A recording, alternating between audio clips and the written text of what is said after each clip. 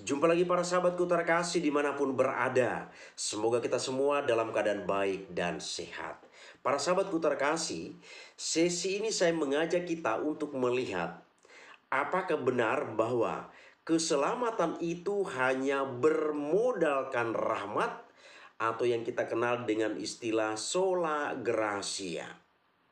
Hal ini penting dan perlu untuk kita ketahui, karena kita lihat belakangan ini hadir dari kaum denominasi bicara tentang ajaran-ajaran dalam gereja Katolik. Begitu banyak ajaran yang dibicarakan, kemudian dilakukan atau terjadi penghinaan terhadap ajaran-ajaran yang ada dalam gereja Katolik.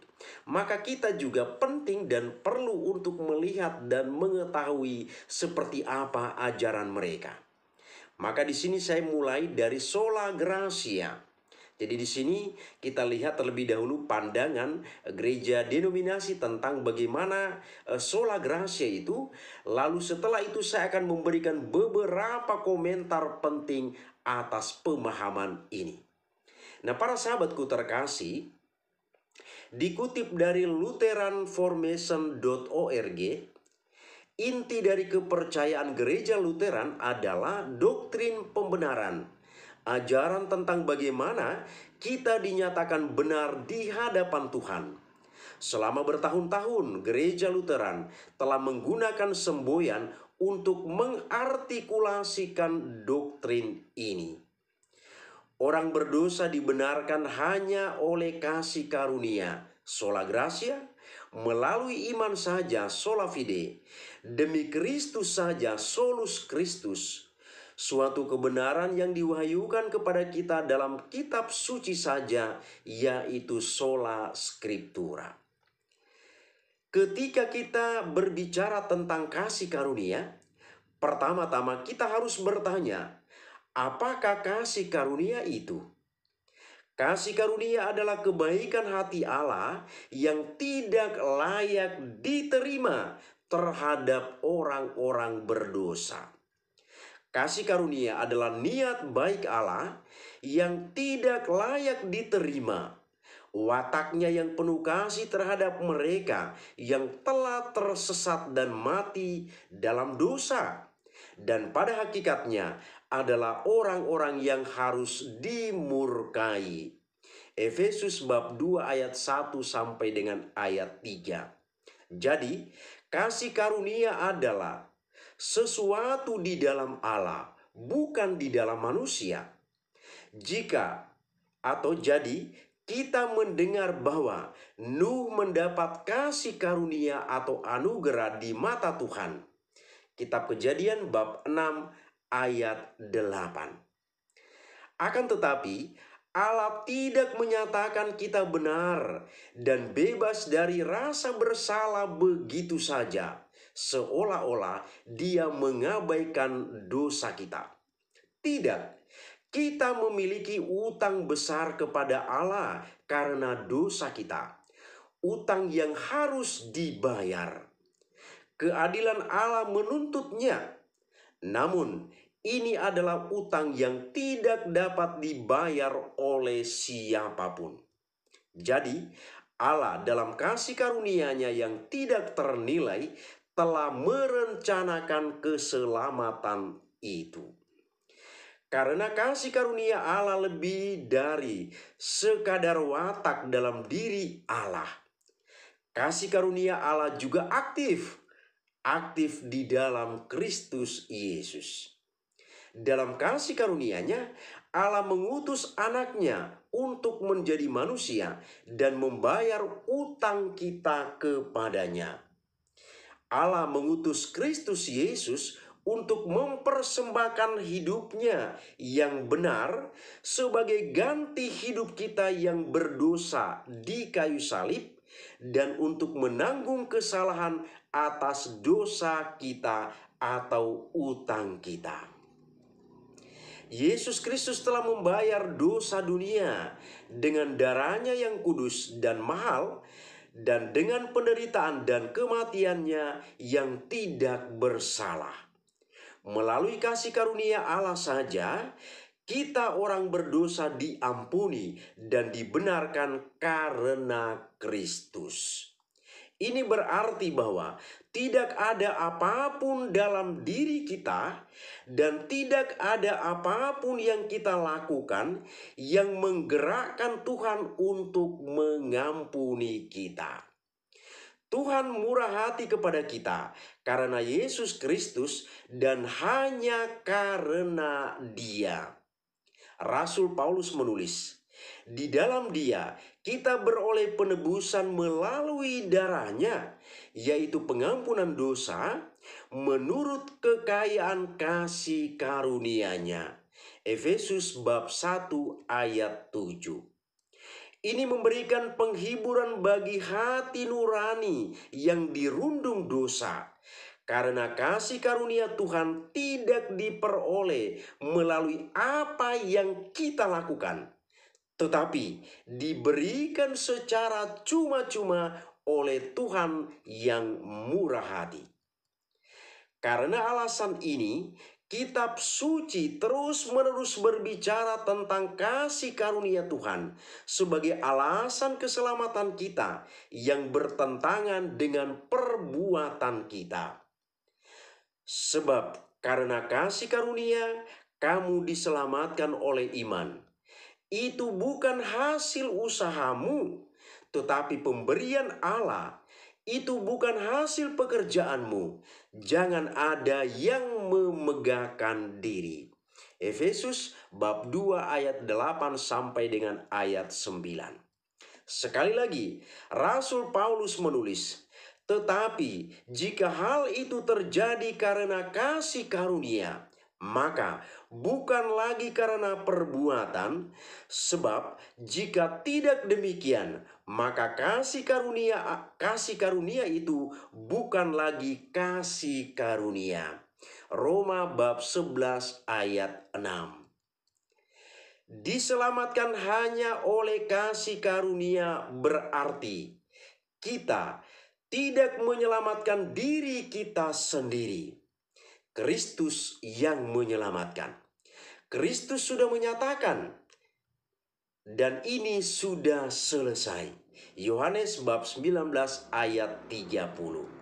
Selain itu, kasih karunia Allah ini berlaku bagi semua orang. Kasih karunia bersifat universal. Kitab suci mengajarkan bahwa di dalam Kristus Allah mendamaikan dunia dengan dirinya sendiri dengan tidak memperhitungkan pelanggaran mereka. 2 Korintus bab 5 ayat 19. Dan di tepi sungai Yordan, Yohanes Pembaptis berseru tentang Yesus. Lihatlah anak domba Allah yang menghapus dosa dunia. Yohanes bab 1 ayat 29. Tidak seorang pun dikecualikan dari kasih karunia Allah di dalam Kristus. Allah menunjukkan dirinya sebagai pribadi yang murah hati kepada kita melalui sarana-sarana tertentu, yakni firman-Nya dan sakramen-sakramen. Martin Luther merangkum sarana-sarana apa saja yang digunakan Allah untuk menyatakan kasih karunia-Nya. Allah sangat berlimpah dalam kasih karunia-Nya. Pertama, melalui sabda yang diucapkan, yang melaluinya pengampunan dosa diberitakan ke seluruh dunia. Inilah tugas khusus Injil. Kedua, melalui baptisan. Ketiga, melalui sakramen kudus di altar. Keempat, melalui kuasa kunci. Juga melalui percakapan dan penghiburan bersama para saudara seiman. Dengan menunjukkan kasih karunia-Nya kepada kita melalui Injil, Allah menciptakan iman di hati kita yang bergantung semata-mata pada kasih karunia-Nya di dalam Kristus. Inilah kira-kira apa yang diimani oleh kaum denominasi perihal sola gratia atau hanya rahmat? Sekarang saya memberi beberapa komentar atau menanggapinya dengan memberikan beberapa komentar penting. Komentar ini saya membuat pertentangan dengan apa yang diimani oleh para denominasi. Pertama, kisah di dalam kitab Kejadian bab 3 ayat 24. Di sana bicara mengenai kejatuhan Adam dan Hawa. Allah mengusir Adam dan Hawa keluar dari Taman Eden karena mereka memakan buah terlarang. Ini menyangkut perbuatan. Ini jelas. Jadi Allah mengusir Adam dan Hawa keluar dari Taman Eden karena perbuatan mereka di mata Allah tidak benar. Berarti di sini perbuatan itu atau perbuatan manusia itu juga penting di mata Tuhan atau di mata Allah. Jadi bukan hanya rahmat, tetapi dari manusia sendiri, manusia itu juga harus memiliki perbuatan yang baik di mata Allah. Sebagai bukti, kita lihat Adam dan Hawa. Karena perbuatan mereka tidak baik, mereka melanggar perintah Tuhan, maka mereka diusir dari Taman Eden. Ini mengindikasikan bahwa perbuatan manusia itu di mata Tuhan sangatlah penting.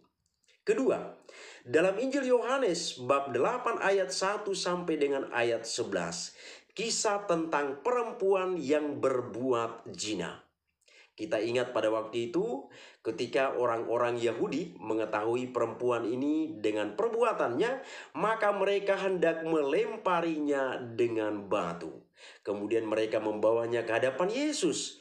Lalu apa kata Yesus kepada perempuan itu? Aku pun tidak menghukum engkau. Pergilah dan jangan berbuat dosa lagi mulai dari sekarang ini. Berarti perbuatan manusia di sini penting. Perbuatan manusia juga penting. Jadi bukan hanya mengandalkan rahmat Tuhan, tapi perbuatan dari manusia ini juga penting di mata Tuhan. Kemudian yang ketiga, dalam Injil Matius bab 22 ayat 37 sampai dengan ayat 40. Di sana berbicara tentang hukum kasih. Ada pertanyaan kepada Yesus pada saat itu. Guru, hukum manakah yang terutama dalam hukum Taurat? Jawab Yesus kepadanya, kasihilah Tuhan Allahmu dengan segenap hatimu dan dengan segenap jiwamu dan dengan segenap akal budimu. Itulah hukum yang terutama dan yang pertama. Dan hukum yang kedua yang sama dengan itu ialah kasihilah sesamamu manusia seperti dirimu sendiri. Ini juga menekankan perbuatan manusia. Ini juga menekankan perbuatan manusia. Jadi bukan mutlak, bukan hanya soal rahmat dari Tuhan, tetapi perbuatan manusia juga ikut mendukung keselamatan bagi manusia itu sendiri. Yang keempat, dari surat Rasul Yakobus bab 2 ayat 14. Kemudian bab 7, saya ulangi, bab 2 ayat 14 dilanjutkan dengan ayat 17 sampai dengan ayat 18, kemudian ayat 20, ayat 22, ayat 24, dan ayat 26. Cukup panjang ini. Kita lihat. Apakah gunanya saudara-saudaraku jika seorang mengatakan bahwa ia mempunyai iman padahal tidak mempunyai perbuatan? Dapatkah iman itu menyelamatkan dia? Selanjutnya, jadi jika iman itu tidak disertai perbuatan, maka iman itu pada hakikatnya adalah mati. Selanjutnya, tetapi mungkin ada orang berkata, padamu ada iman dan padaku ada perbuatan. Tunjukkanlah kepadaku imanmu itu tanpa perbuatan-perbuatanmu, dan aku akan menunjukkan kepadamu imanku dan perbuatan-perbuatanku. Selanjutnya, Maukah engkau ditunjukkan, hai manusia yang dangkal, bahwa iman tanpa perbuatan adalah iman yang kosong? Selanjutnya, kamu lihat bahwa iman bekerja dengan perbuatan-perbuatan, dan oleh perbuatan-perbuatan iman disempurnakan. Selanjutnya, kamu lihat bahwa manusia dibenarkan karena perbuatan-perbuatannya dan bukan hanya karena iman. Dan bagian berikutnya adalah karena seperti tubuh tanpa roh adalah mati, demikian pula lah iman tanpa perbuatan-perbuatan adalah mati. Inilah beberapa contoh perikop kitab suci yang saya angkat untuk mempertentangkan apa yang diimani atau diyakini dalam gereja denominasi atau kaum denominasi yang mengatakan bahwa hanya cukup dengan iman, cukup dengan rahmat orang sampai pada keselamatan. Jadi keselamatan itu murni rahmat Tuhan tanpa campur tangan manusia. Dan di sini sudah saya angkat beberapa perikop kitab suci dan sudah saya tunjukkan di sana bahwa ternyata perbuatan-perbuatan manusia itu begitu penting di mata Tuhan. Jadi keselamatan itu bukan hanya murni karena rahmat Tuhan, belas kasih Tuhan, tetapi perbuatan-perbuatan manusia itu juga penting di mata Tuhan. Dan komentar yang kelima, ini semua terjadi karena kitab suci hanya dipahami bagian demi bagian dan bukan secara integral atau keseluruhan. Seandainya kaum denominasi ini bisa memahami pesan kitab suci itu secara umum, maka tidak mungkin terjadi di sana dan menjadi sebuah keyakinan bahwa keselamatan umat manusia itu hanya murni karena kasih karunia Allah dan tidak ada pengaruh apa-apa, tidak ada andil manusia dalam keselamatan itu. Demikianlah para sahabatku terkasih dimanapun berada, ulasan tentang apakah benar bahwa keselamatan itu hanya bermodalkan rahmat atau sola gratia. Semoga ini bermanfaat bagi kita. Terima kasih, Tuhan memberkati.